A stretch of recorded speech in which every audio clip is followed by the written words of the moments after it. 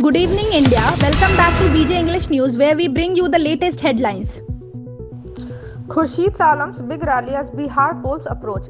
As Bihar gears up for its 2025 assembly elections, former JDU minister Khurshid Alam is making a political comeback with a major rally on October 25. The rally will begin from Purushottampur and conclude at Shahpur Parsoni in Lanarwa, where Alam will address the public, reaffirming his loyalty to CM Nitish Kumar. Alam has a mixed record, initially winning in 2005 with Congress, joining JDU in 2010 and serving as Minister for Minority Affairs and Sugarcane Development in 2015. Known as a prominent minority leader in West Champaran, he is expected to draw significant support, which could determine his role in the upcoming elections. Speculation suggests he might pursue an independent path if JDU does not endorse his candidacy. Rail expansion in North Bihar boosting connectivity.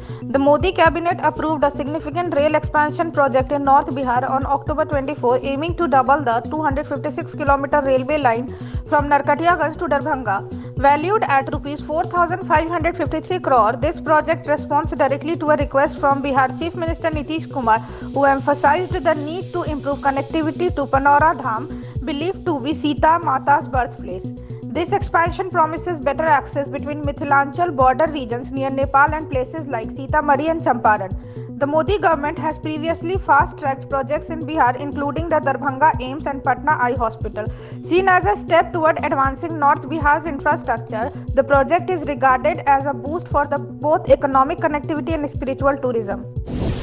RJD denies allegations on Tejaswi's vacated house. The political controversy over RJD leader Tejaswi Yadav's former government bungalow continues as BJP accuses him of tampering with property and taking government-owned furniture after vacating. The RJD strongly denies these claims, dismissing them as part of a smear campaign. RJD spokesperson Shakti Singh Yadav argues that no tampering or damage has occurred, adding that everything was intact when handed over.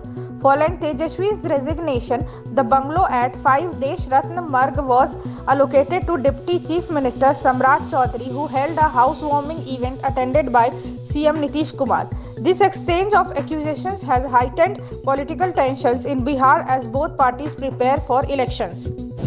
Madhu Koda seeks court approval for election bid. Former Jharkhand Chief Minister Madhu Koda, convicted in the coal allocation scam, hopes to enter politics by contesting in upcoming elections.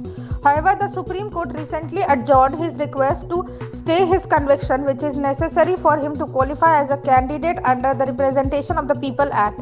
A lower court sentenced him to 3 years in prison, and his previous plea was denied by the Delhi High Court, leading to his Supreme Court appeal.